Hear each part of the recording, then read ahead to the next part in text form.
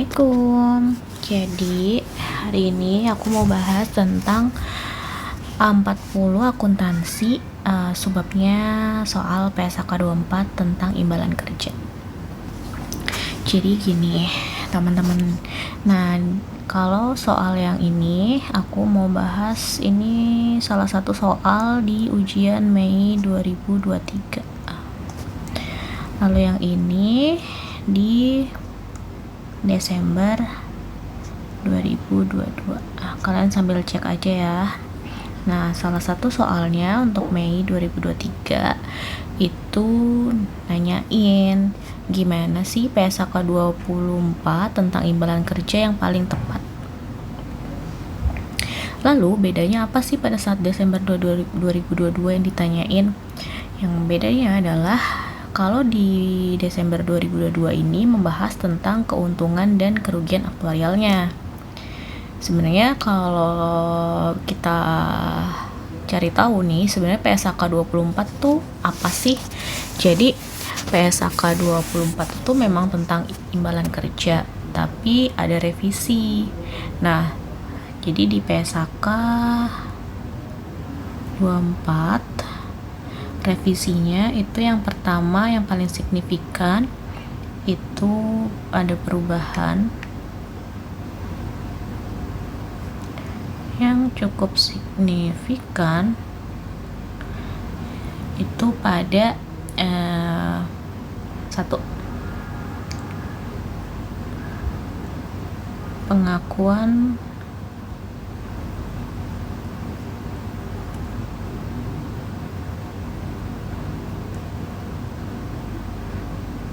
ya, jadi adanya pengakuan keuntungan dan kerugian aktuaria. Lalu yang kedua,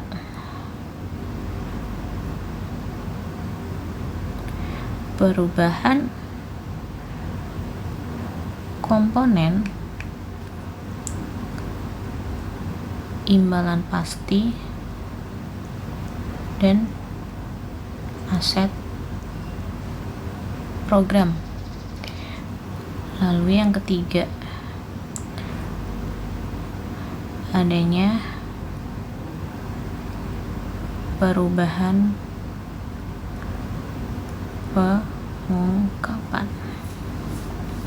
Lalu apa sih perubahan lainnya? Adapun perubahan lainnya teman-teman,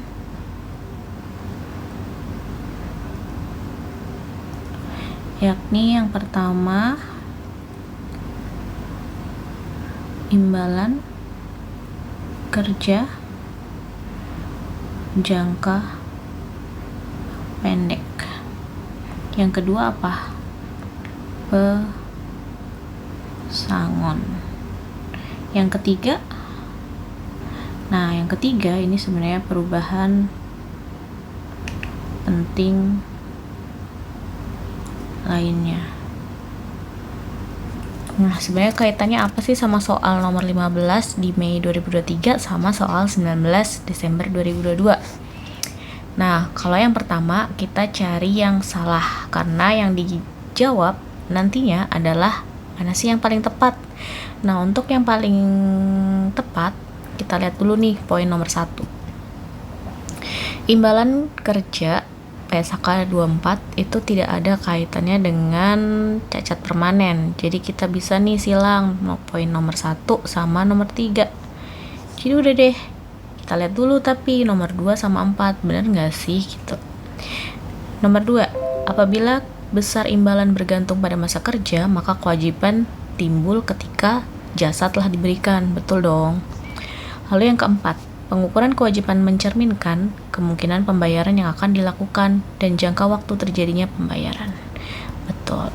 Jadi kita bisa lihat di soal nomor 15 untuk ujian Mei 2023, jawaban yang betul adalah beta. B. Lanjut ke nomor 19 Desember 2022.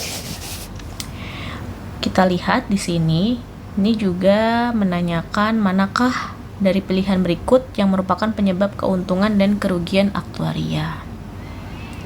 Kalau kita lihat secara umum, jadi kalau kita lihat revisinya di sini adalah salah satunya pengakuan keuntungan dan kerugian aktuaria.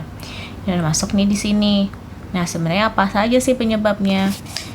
Nah, kalau kita lihat di PSAK 24 itu pengakuan keuntungan dan kerugian aktuaria dapat dilakukan dengan 3 cara.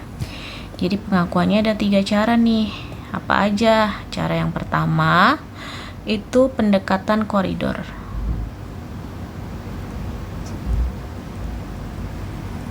Cara yang kedua itu ada melalui laba rugi. Lalu yang ketiga melalui OCI.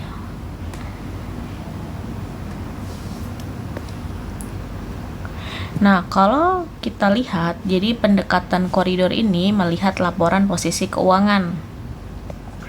Jadi laporan keuangan ya. Nah, kalau laba rugi kita tahu sama juga kita bisa merujuk ke laporan keuangan.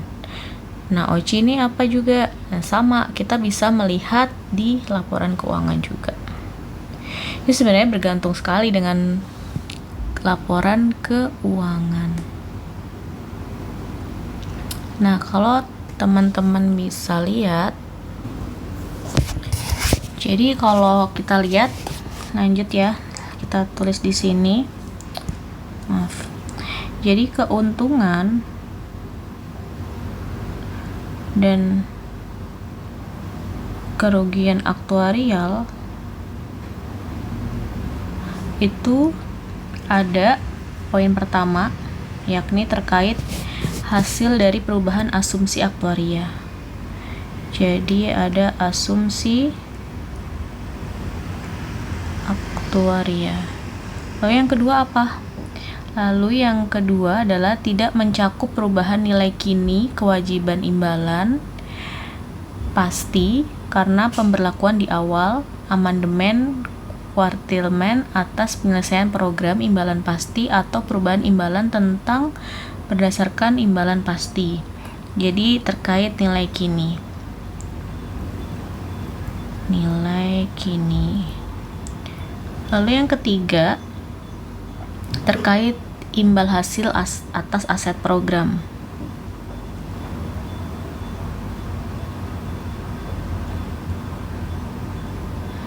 Lalu yang keempat,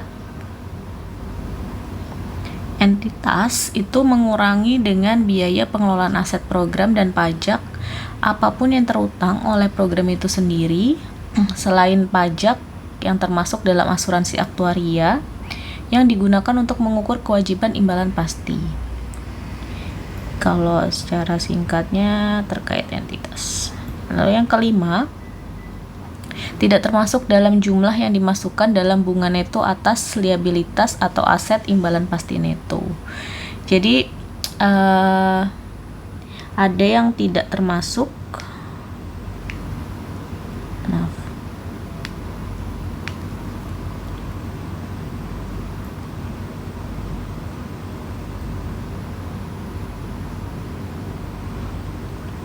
Jumlah yang dimasukkan dalam bunga neto atas liabilitas aset, atas liabilitas atau aset. Nah, adapun yang terakhir itu adanya dampak batas atas aset.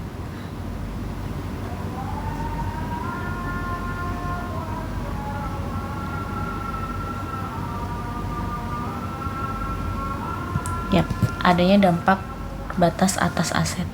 Kalau kita lihat di sini soalnya, dampak perubahan tingkat diskonto betul, estimasi kesehatan masa depan betul, lalu aset program betul, dan tingkat kenaikan gaji yang ternyata lebih tinggi atau lebih rendah dibandingkan perakiraan semula.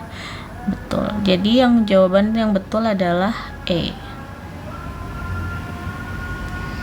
Sekian pembahasan untuk soal A40, terutama tentang soal-soal yang berkaitan dengan PSAK 24 tentang imbalan kerja. Sekian Kurang lebihnya nanti bisa share, like, komen di bawah kalau misalkan teman-teman ngerasa nggak kayak gini Kak pembahasannya, atau ada masukan-masukan lain boleh. Terima kasih. Assalamualaikum.